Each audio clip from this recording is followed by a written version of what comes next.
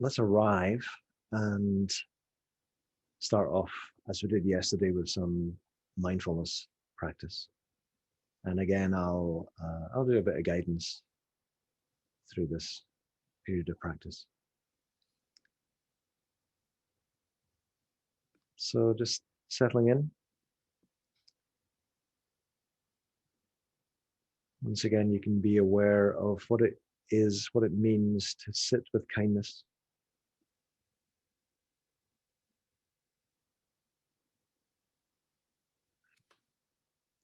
So not straining, because straining, forcing ourselves to sit rigidly, isn't very kind.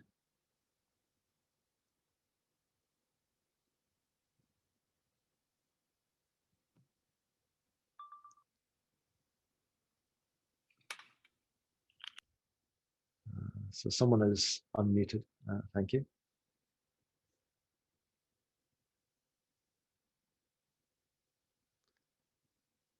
So allowing the body to be at ease.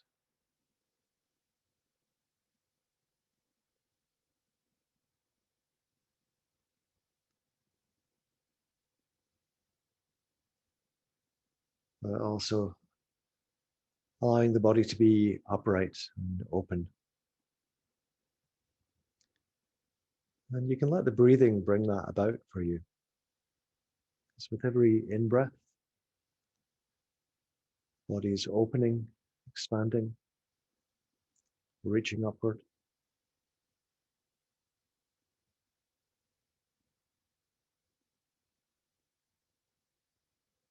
So you don't have to make the body be upright. The body will find its own way into sitting upright and open.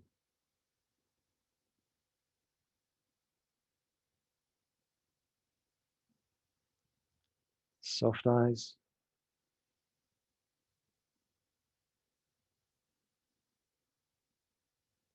Muscles around the eyes relaxed.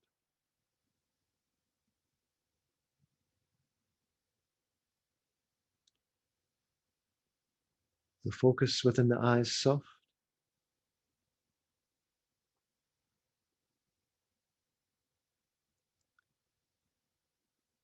And just checking that you're open to everything that's arising within your visual field.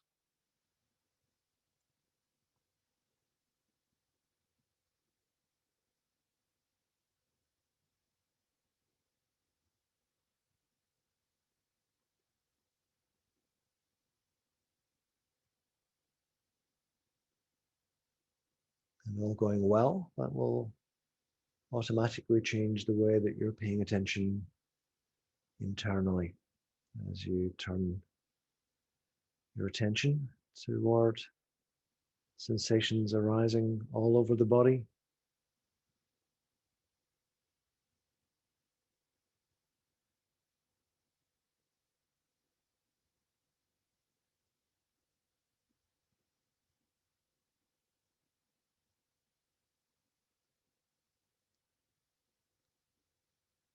Soft waves of movement and sensation sweeping through the entire body with every in-breath and with every out-breath.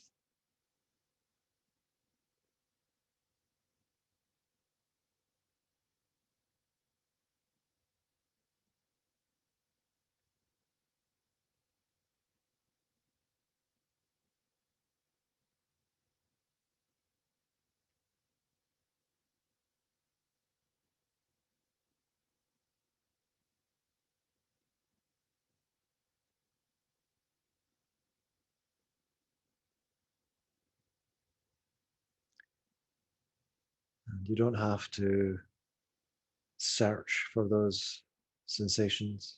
You don't have to go out looking for them. They're already there.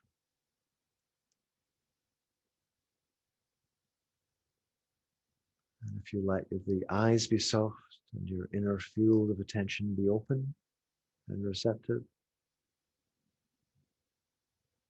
all of those sensations from the body you'll realize are coming to you.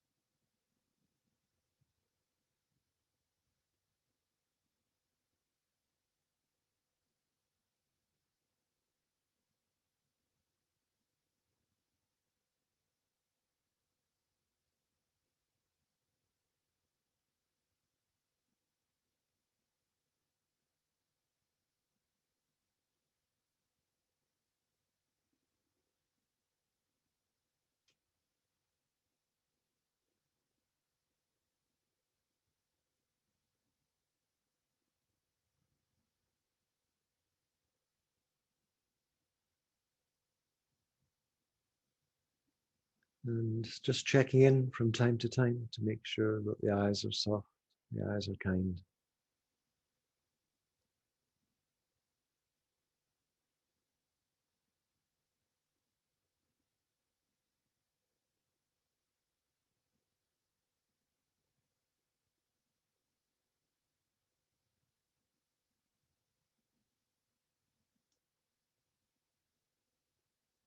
And returning to the body again.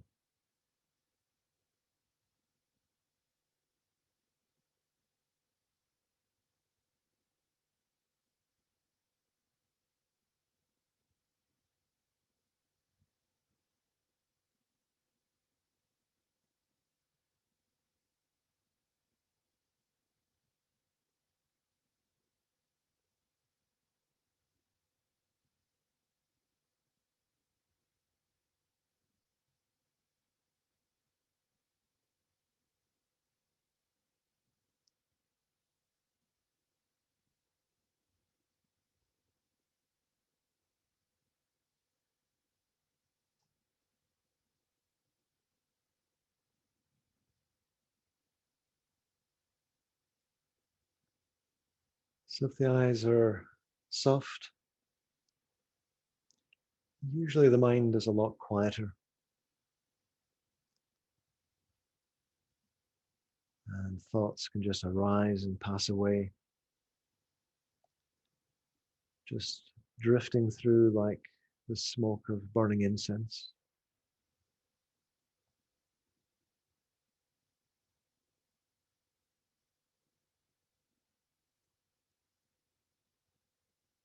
If your thinking becomes prominent and your mind gets caught up in that thinking, then usually what's happened is that the eyes have tightened.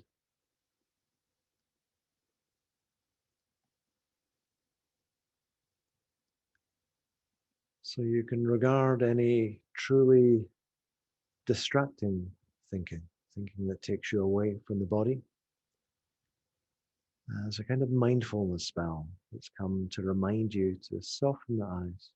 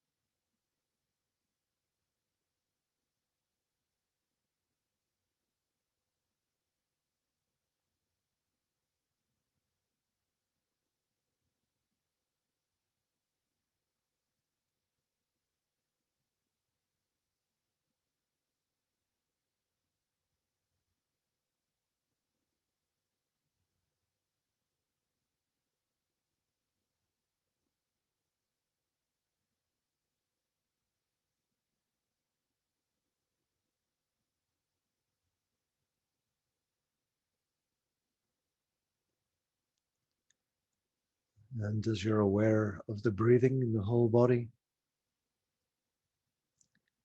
these soft waves, you can just note how you're feeling.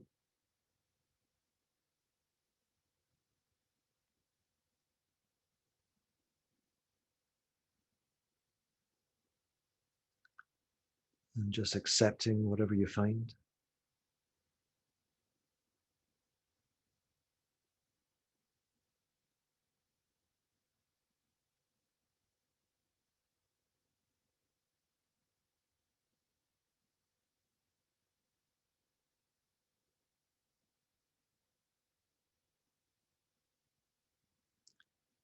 And just being aware of the qualities of the mind.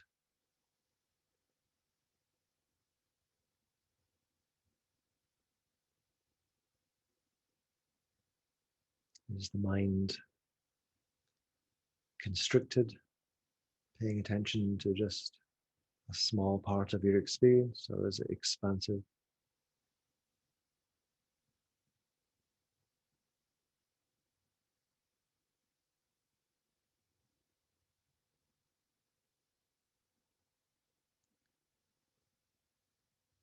Is the mind staying with this flow of the soft waves of breathing in the whole body? Or is it becoming distracted in thought?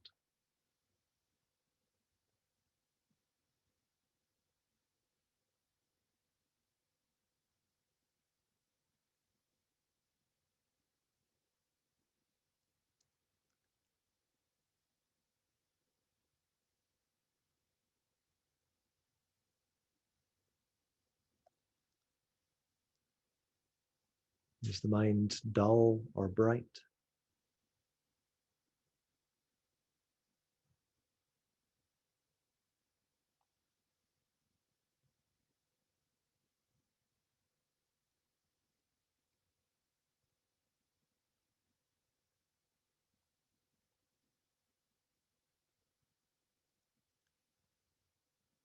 Is the mind at peace?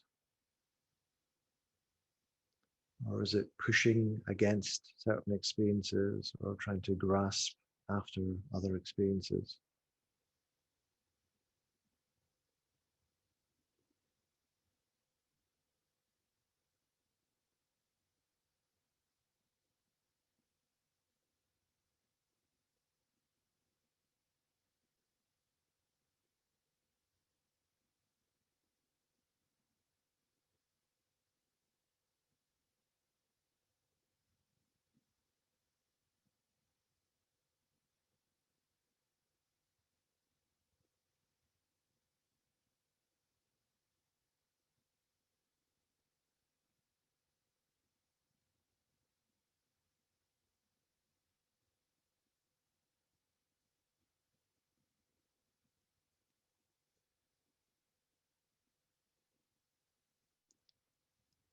The more we can keep coming back to letting the eyes be soft, letting the eyes be kind.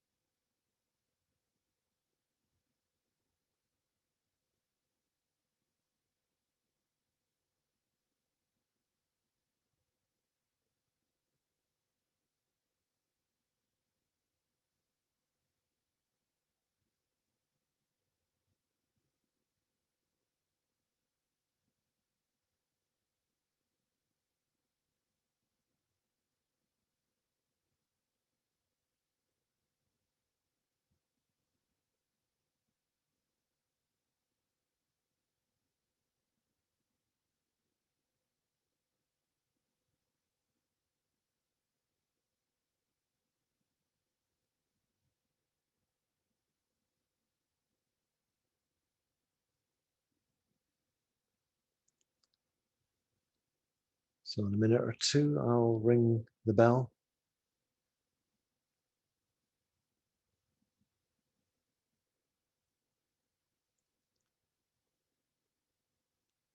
And as before, that's not a signal that the meditation has ended. Just that it's time for us to begin bringing our practice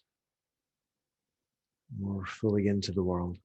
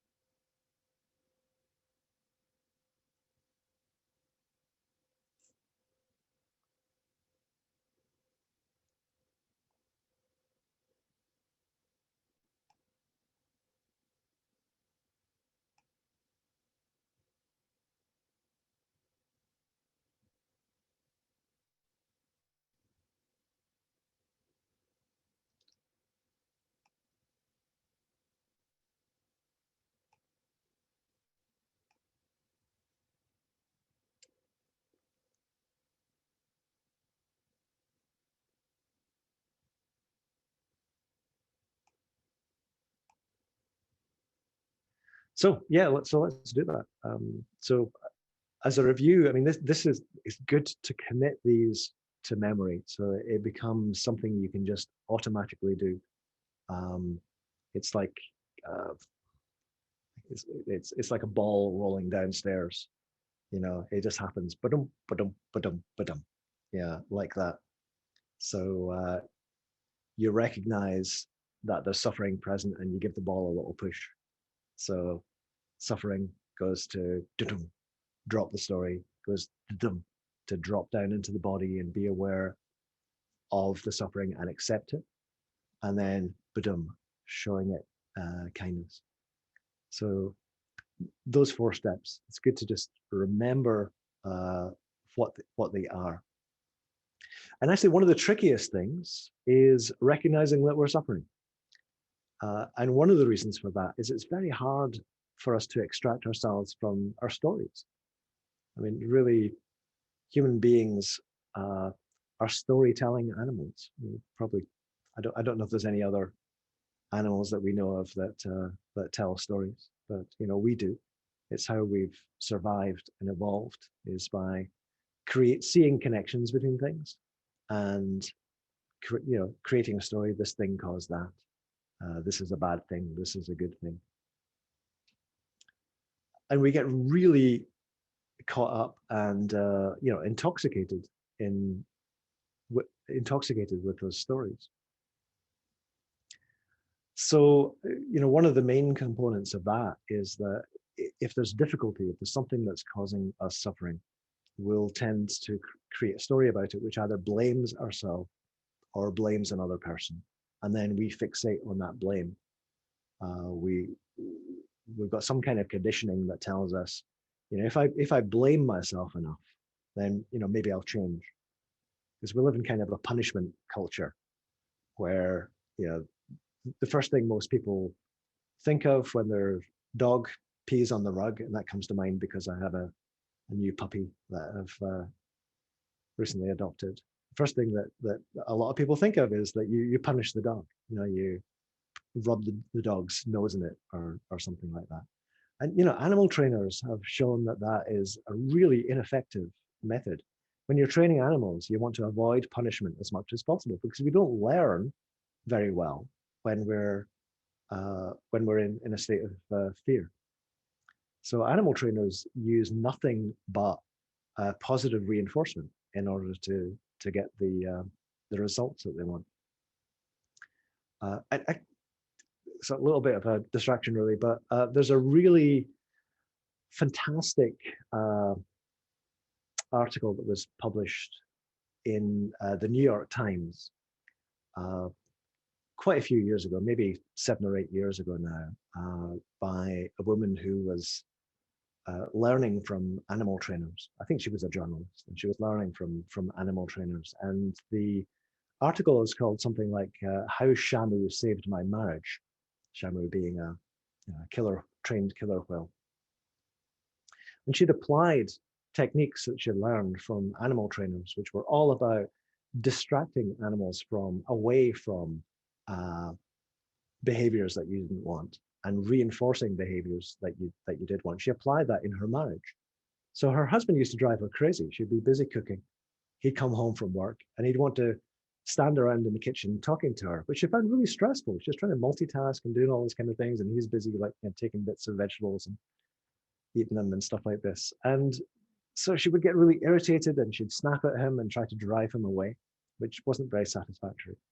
So she learned from animal trainers that positive reinforcement and distraction were much more useful techniques. So when he got home, she would say, "Oh, I've got a bottle of beer in the living room and a bowl of peanuts there." She's got those things sitting in front of the TV. So of course he goes there and he sits down and he drinks the bottle of beer and eats the peanuts and turns the television on, and he's out of her hair. It's a really great, she also trained them to pick up his socks through positive reinforcement as well. It's a really fantastic article. It had a big effect on me. So anyway, we live in this kind of punishment culture, and the first thing that we often think of doing is we want to blame ourselves, blame the other person, and the idea being the more unpleasant we are to someone, including ourselves, the more likely it is that they'll change. But that doesn't tend to happen. We just generate internal tension or tension with another person. So yeah, it's hard we're very committed to these stories, and it's very hard for us to step back from them and recognize that we're telling ourselves a story. And I mentioned to somebody that it's good to recognize these repetitive stories because we tend to have the same stories coming up over and over again. Maybe even give them names so that we can say, "Oh yeah, this is what's happening right now," and then we can let go of it. And I think one perspective that is useful is to recognize that when we're reacting to another person, we're never really reacting to them. What we're reacting to is the feeling that has arisen in us. So somebody says something like, this is an example I'll maybe come back to. Sometimes my partner is a bit distracted and I'll say something to her and she just doesn't hear me. And I might repeat it and she doesn't hear me again. And at that point, that's kind of triggering conditioning from my early childhood about feeling like I don't matter, or that my parents don't care about me, that kind of thing. And I'll get kind of annoyed with her. And what's happening is it's not her that's making anything happen. A feeling is arising in me. My own mind, my own brain is producing this feeling inside of me, and then I'm reacting to that feeling. So the first time she doesn't hear what I'm saying is fine. I just say it again. Maybe I'm starting to feel a slight sense of pressure in here. And then the second time she doesn't hear me, it's like this sort of sense of pressure building up inside me that I can't, almost feel like I can't contain anymore. And then I kind of, you know, get kind of irritated with her. So I'm giving rise to that feeling. Sometimes I think we don't recognize suffering because, well, we don't want to. We think that suffering is a sign of failure. You know, we're supposed to be happy. Not only do we live in a punishment culture, but we live in a culture where, you know, we're kind of told that we're supposed to be happy all the time, and that there's something wrong with us if we're not, and that there's like tricks you can do to be happy all the time. I certainly haven't found out what those tricks are. So we might think that suffering is a sign of failure, or it's a sign of weakness, that we shouldn't suffer. So another perspective that's useful to take on is just that suffering is normal. It's a normal part of life. And the Buddha talked about this over and over again. He never said, sometimes people say the Buddha said that life is suffering, but he never said that life is suffering. He just pointed out that there's a lot of opportunities for suffering to arise in life. There's continual change going on around about us. There's things that we like, which we can't have. There's things that we don't like that keep intruding themselves into our lives. This just happens over and over again. It's just a normal part of life. And we're set up to suffer. It's not our fault. It's just the way things are. You know, we didn't choose to have, Buddhism talks in terms of, you know, our suffering basically is caused by the fact that we have greed, hatred, delusion inside of us, as you know, as part of the way that our minds operate. We didn't choose to have those things there; they're just there. We didn't choose to have certain childhood conditionings. You know, they were imposed upon us, and we're set up to have internal conflicts in our life as well. I think it's important to recognize that we're set up to have conflicts that are going to cause us to suffer, and we didn't choose that. So our brains have evolved over a long period of time, hundreds of millions of years. And there's one particular way of talking about the brain. It's the triune brain. Triune meaning 3-in-1 brain. And it's not anatomically correct, but in terms of the way that the brain functions, it's still a useful way of talking about the brain. So that, you know, the earliest functions of the brain are what are called the reptilian brain, which are very, very basic. Reptiles basically just sit around a lot of the time and don't do much. They don't have much of an emotional life, but they are prone to panic when things go wrong. I had an iguana for many years. She just used to sit on a branch all day long. Very unlike a mammal.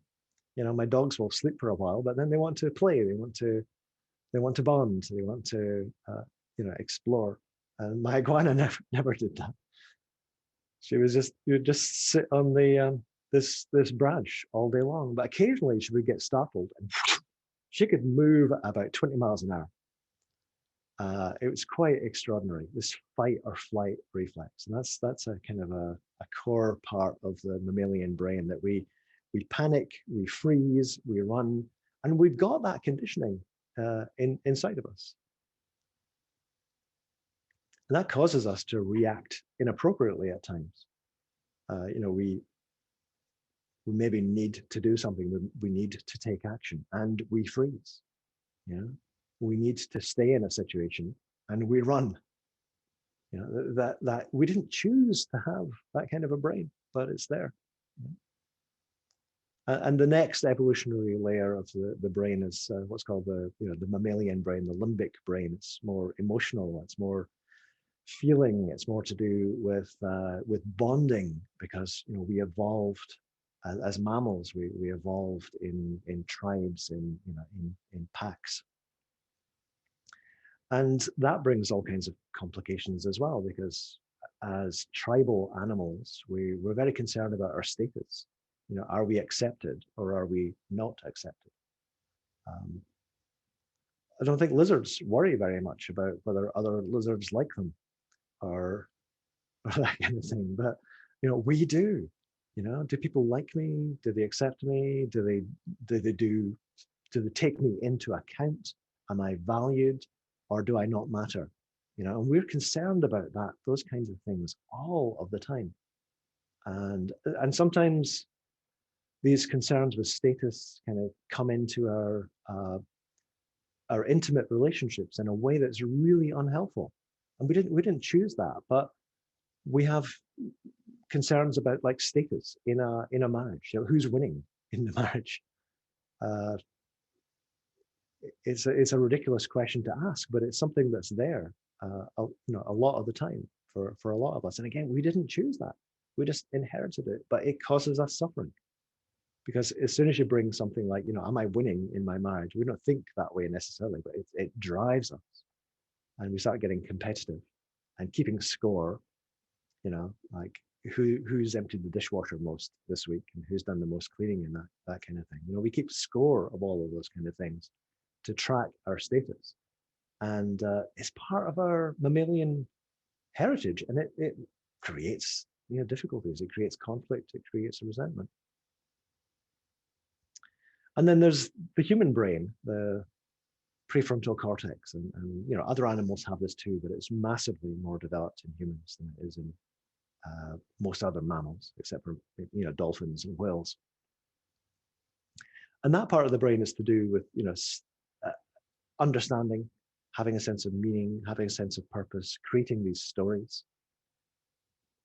And theoretically, it can help us to be happier by noticing, well, when this thing happened in the past, I was unhappy afterward. And when this thing happened in the past, I was happy afterwards. So I could maybe do more of this. I could do maybe do less of that.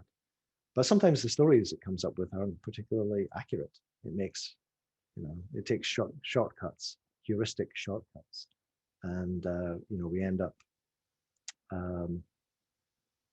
yeah, I'm sorry, I'm going down a sidetrack here, but basically our human brains can get hijacked by the other parts of the brain as well. And so we get into this kind of conflict. So for example, let's say the more human part of your brain is reflecting, is doing its reflecting thing.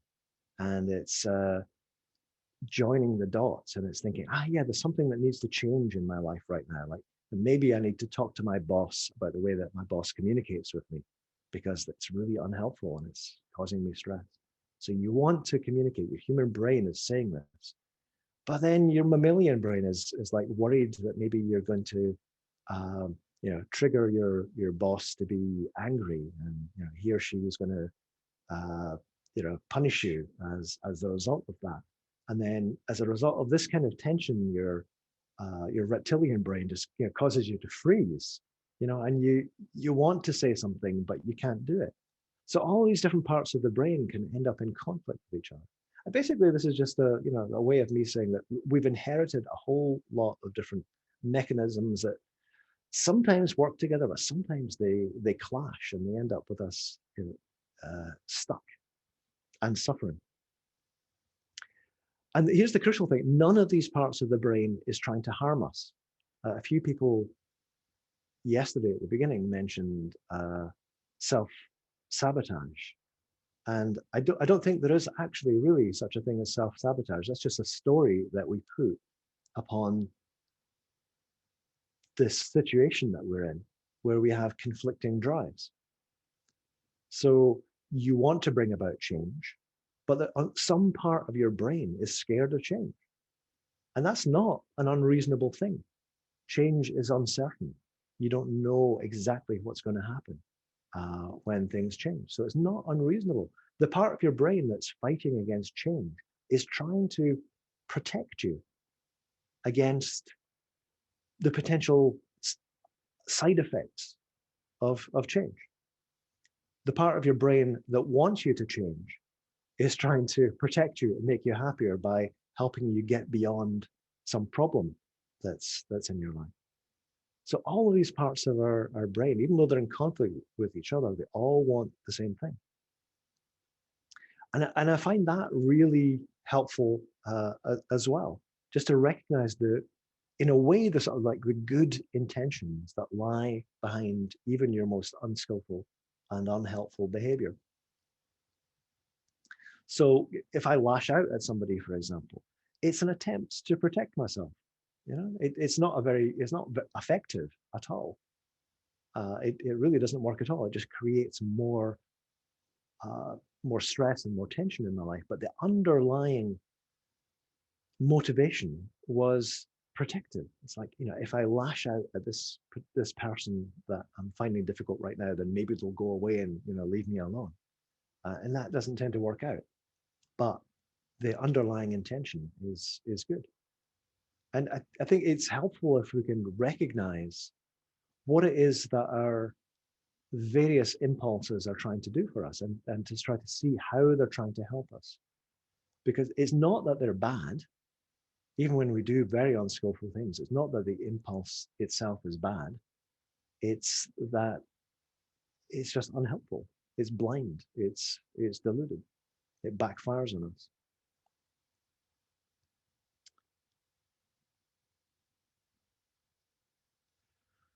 And in a way, the Buddha talked about this. I think he talked often about training the mind, which is a metaphor that was drawn from the world of animal training. And yeah, that's what we're working on doing. That we have our brains have lots of different modules that are trying to protect us, and sometimes those protective mechanisms backfire and cause us suffering. So what we're trying to do is to develop more awareness of the long-term consequences of acting in particular ways, so that there's an inhibitory factor comes in. So we've become aware of how freezing doesn't benefit us, how not confronting people when we need to confront them causes us suffering in the long term. And we start, you take little risks and you start to see that actually there's some benefits to I don't want to say confrontation is always a good thing, but in that example that I gave, where maybe you need to talk to your boss, just recognizing that there are benefits to that is slowly retraining the brain in order to accept change.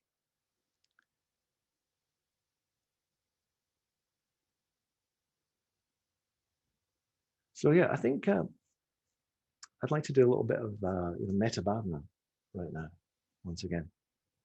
So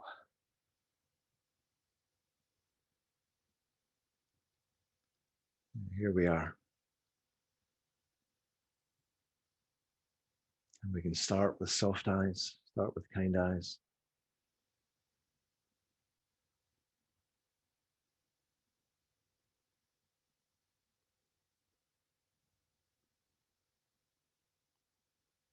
Letting our awareness permeate the entire body.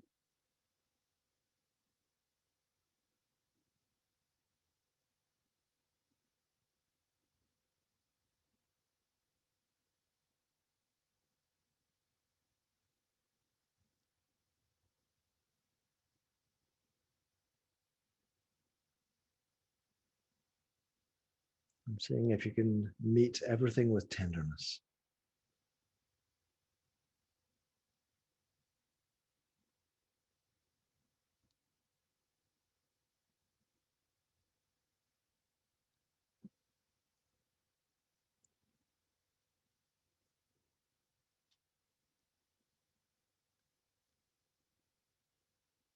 So with kindly, tender gaze, allowing tensions to melt away as best we can.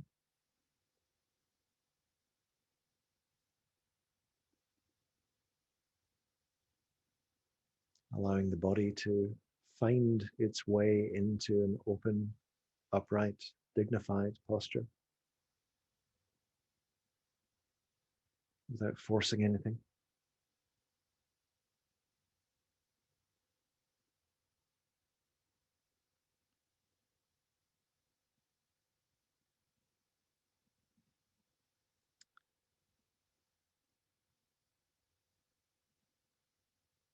If there's anything uncomfortable in the body, physical tension or pain, and sometimes we can have a story about that, but a story we don't necessarily verbalize, that it's the enemy, that we want to get rid of it. And so we end up tensing up round about it. But instead, just recognizing this is the part of us that's suffering right now, and it needs support. It needs kindness.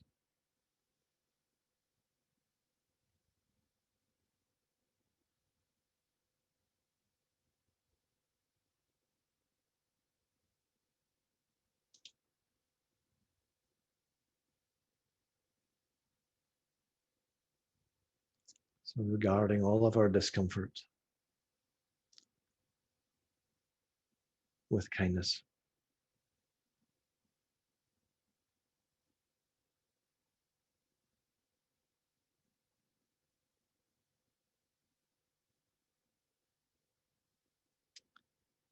Being aware of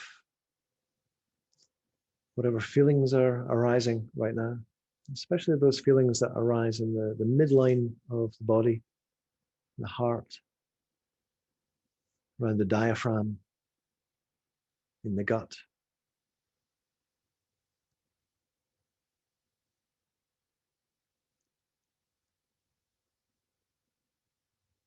And regarding those with kindness as well, whether they're pleasant, unpleasant, or whether they're neutral, which just means that we don't know what we're feeling.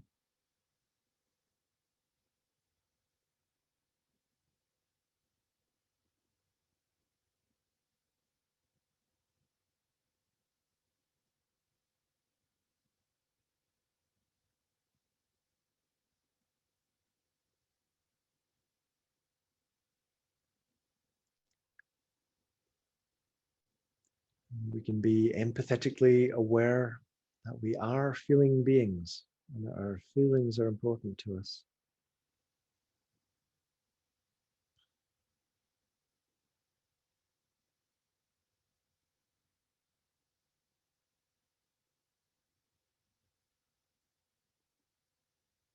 That deep down we really don't want to suffer, and we'd like to be at peace, to be at ease.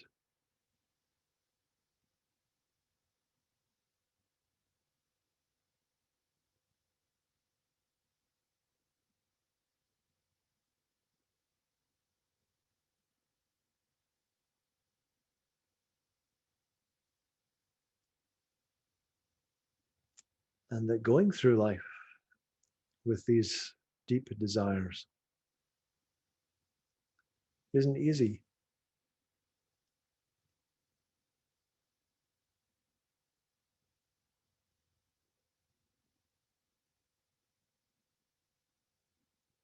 Things we want don't happen.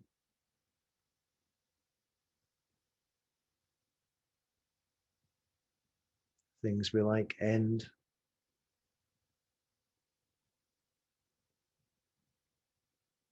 Things we don't want happen. Maybe stay with us for longer than we would like.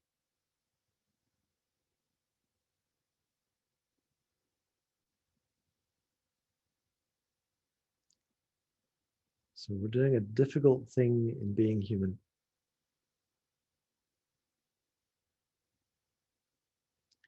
And we need support.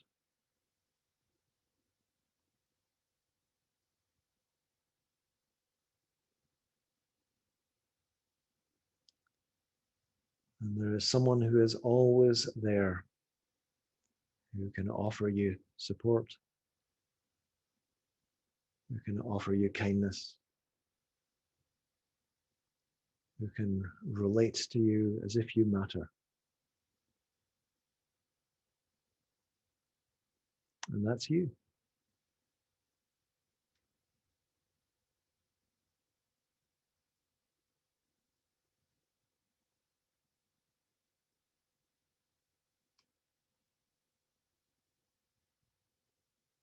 I'm going to suggest using second person language in this period of practice.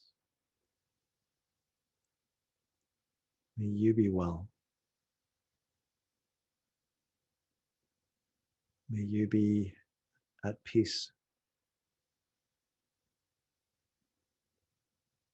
May you be kind to yourself and others.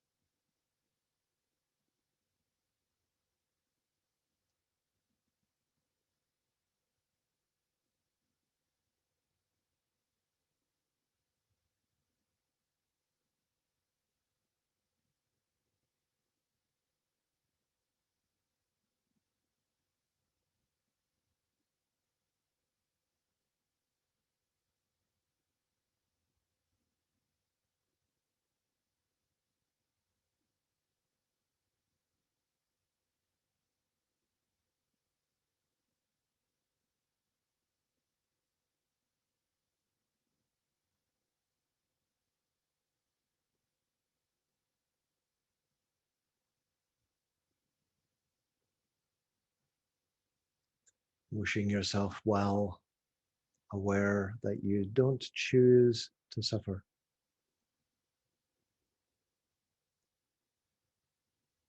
It's something that just arises from the way the mind works.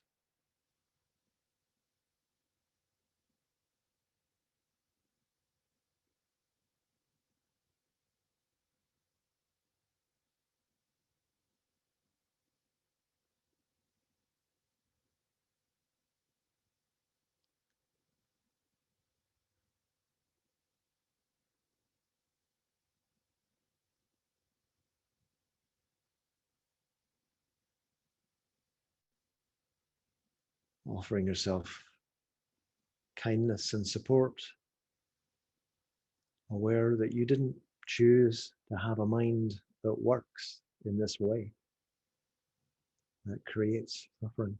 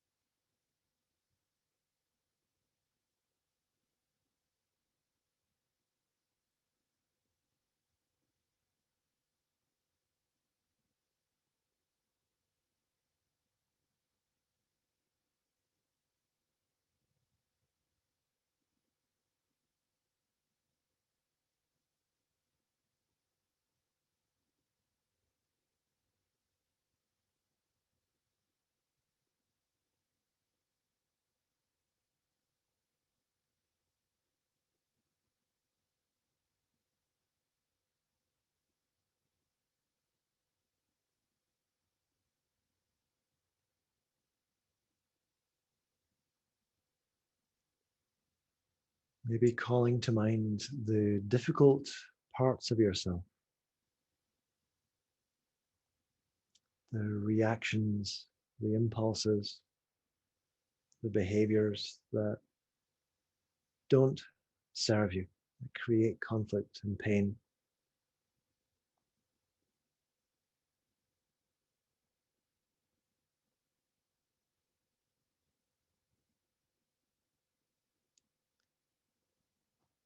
And being aware of the fact that deep down, all of these habits that you find difficult, that you might call self-sabotage, are actually trying to protect you.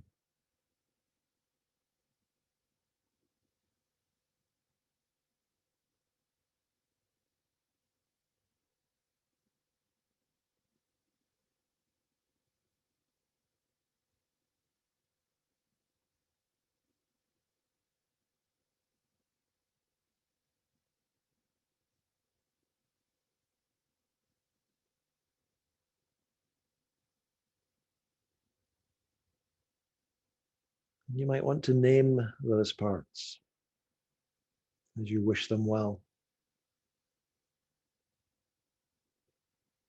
May the angry part of me be well. May it be at peace.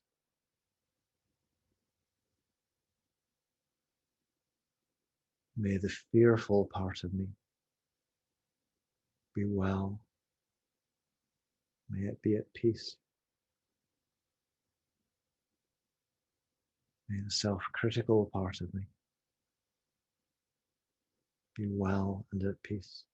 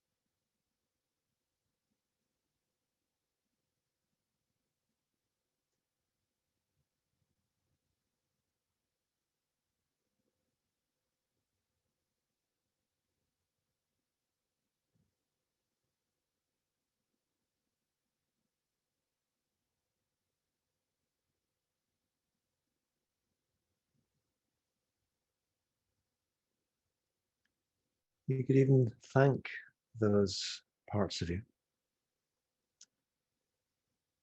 for what they're trying to do. They're trying to keep you safe. They're trying to protect you. They're trying to help you survive. That's the primary purpose of a mind, of a brain.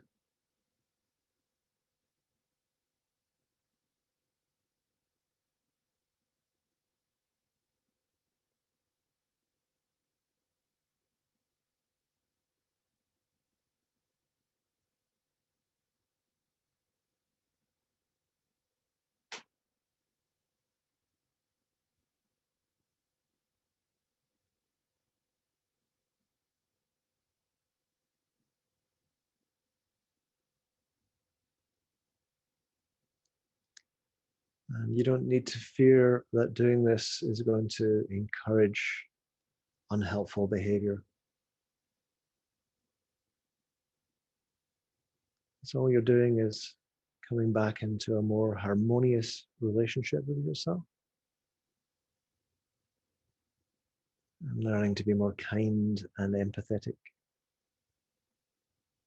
with yourself.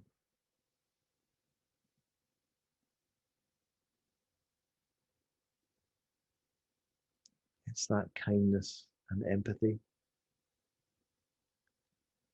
that you're going to take away as a long-term benefit.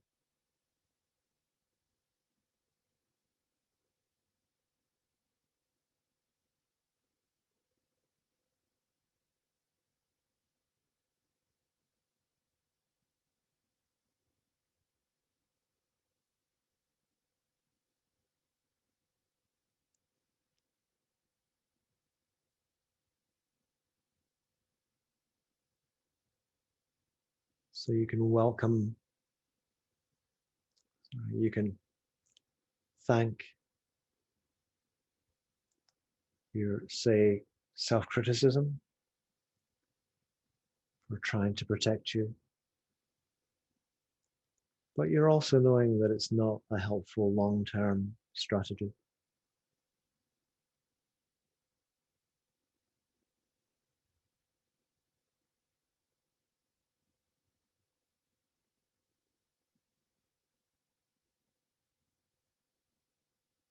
That wisdom can be there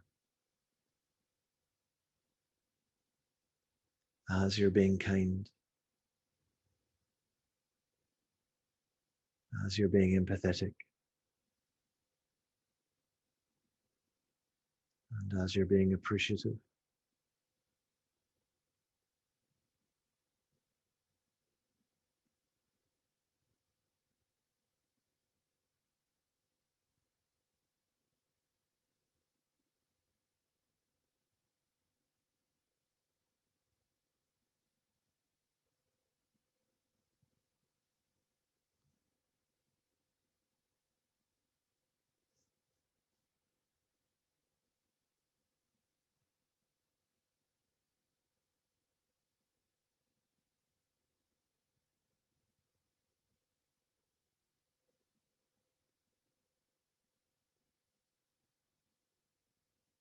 And then you can just relax back into sitting here, kind of just sitting with kind eyes,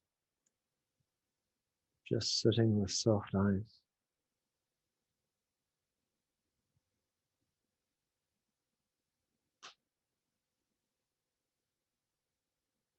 With the eyes soft, it's possible to be aware not just of what's arising within you, but of the world around you as well.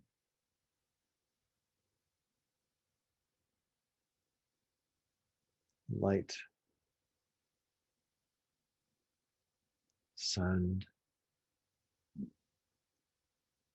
space.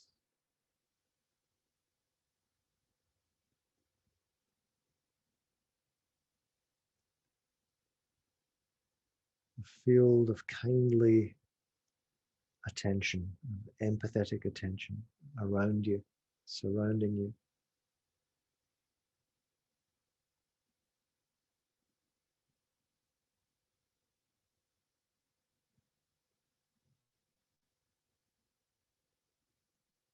So that whatever being you were to encounter,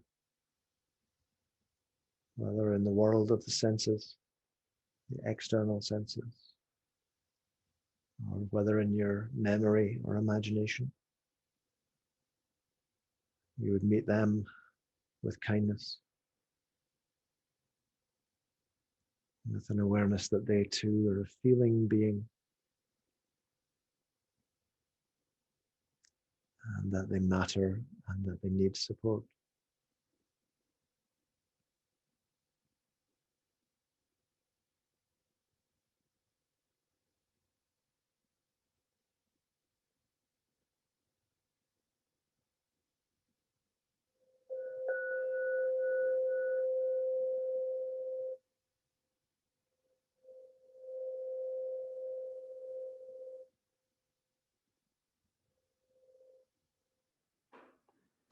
So all of that, believe it or not, was about recognizing suffering.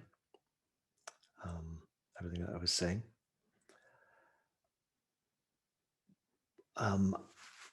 Yeah, I do want to emphasize that, what I was suggesting in the meditation there, in terms of appreciating the underlying good intentions of our unskillful actions, unskillful thoughts, unskillful words, isn't meant to validate them. Like saying, yeah, when I get angry, it's a protective impulse, so that's okay. Yeah.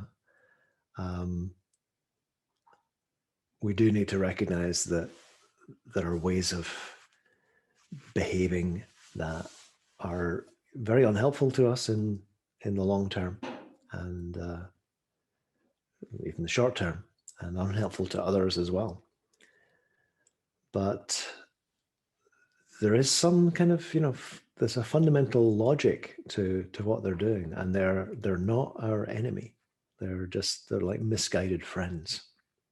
So it's better to treat them that way. If you treat parts of yourself that are trying to help you, but in not a very skillful way, if you treat them as enemies, you're in conflict with yourself and you suffer. If you treat them as not terribly wise friends, then there's the possibility of some kind of re-education and training going on, and you've dropped that sense of conflict.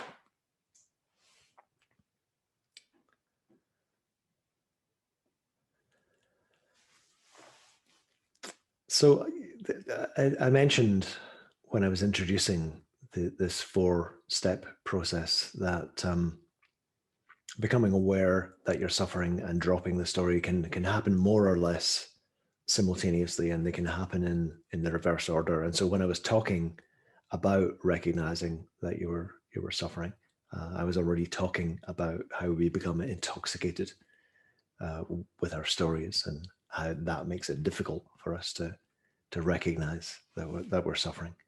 So I've already said quite a lot about dropping the story. I'm not going to say a huge amount more. I just want to clarify, though, that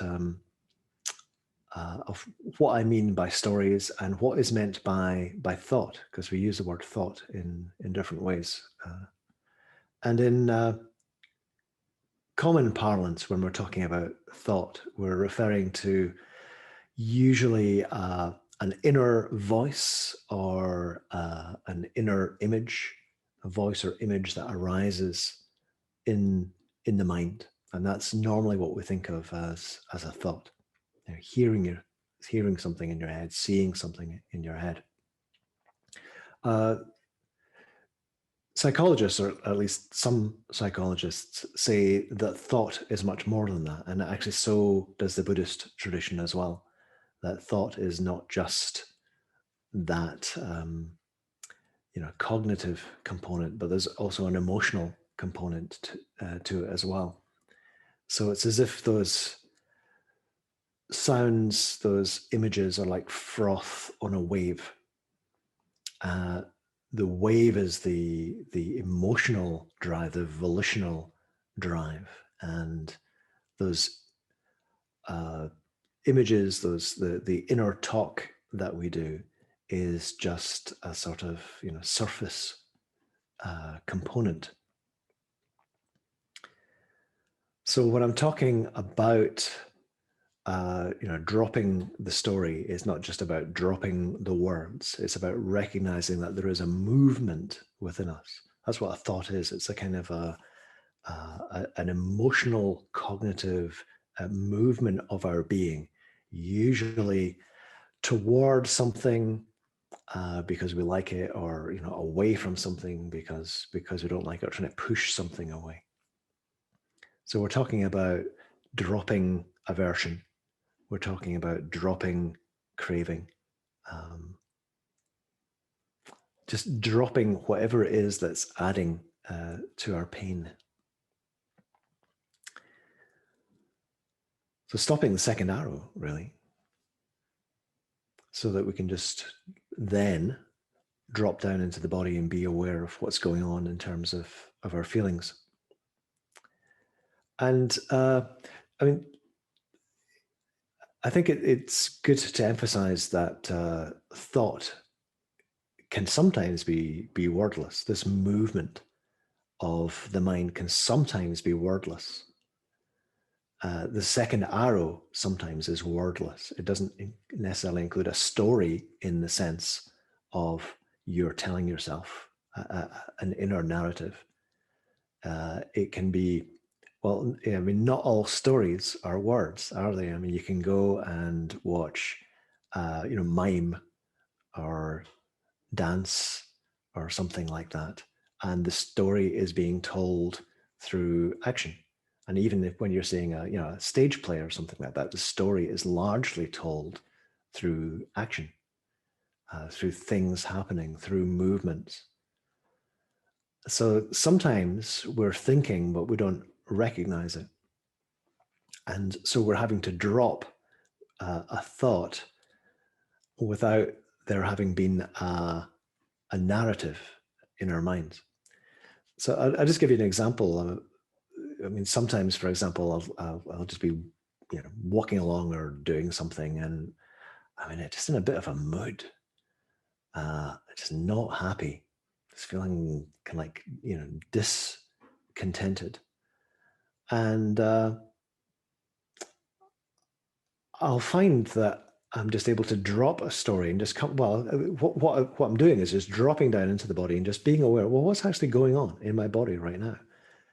And I find that there's a very mild, unpleasant feeling there. maybe around the heart, maybe in the gut. There's a mild, unpleasant feeling there, and that's all there is. And the mood instantly lifts. Because what seems to have been going on is that there has been some kind of dissatisfaction in my life, which I'm experiencing as a mild feeling in the body. But I'm reacting to that mild feeling. Like, I don't want it to be there. I don't want to be experiencing it. I want it to go away. And I'm not telling myself that. Those words aren't there. There's no narrative.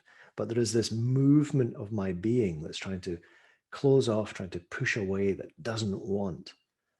And so sometimes what I have to do is just drop down into the body in order to be able to let go of the thought, which is not a narrative thought, but it's a kind of an emotional movement. And I'd say that at times, 99% of my suffering is due to this second arrow, the second arrow of of not just this wordless story, but the reactions that we're doing, any kind of reaction that we're doing, whether it involves a narrative, an inner story or not. About 99% of my suffering usually is due to the reaction to some quite mild suffering. So sometimes 99% of your suffering can just disappear. Sometimes it's a bit less. It seems like it's about 90%, but very often it just disappears. I mean, an example of that recently was, we're living in very, very strange times right now. And a few weeks ago, I just felt really out of sorts, very, very out of sorts, uncharacteristically just unhappy. And I couldn't figure out what was going on. I guess I was thinking on some level, I did have some narratives going on, just little flashes of, God, there's something wrong with your life right now. What's wrong with you? What's going on? There's some deep underlying thing going on. And this went on for a couple of days. And then I realized, oh, I'm lonely. I'm isolated. I haven't been seeing people. I haven't been getting out of the house. The only person I talk to is my partner, and I work all day on my own. And I'm not very good at recognizing loneliness. It's one of my little quirks because I'm generally pretty self-sufficient. So I don't actually experience loneliness very often. I'm perfectly happy most of the time without people around about me. So when loneliness does happen, it kind of creeps up on me and I have no idea what the hell is going on. So, as soon as I was able to name what was going on and realize, oh, there's loneliness, and recognize that as a feeling in the body, my suffering just vanished. It just went away. I mean, yeah, there was still some, the unpleasantness of the unpleasant feeling of isolation, but I was no longer building it up. And again, maybe 95% of my suffering just instantly vanished.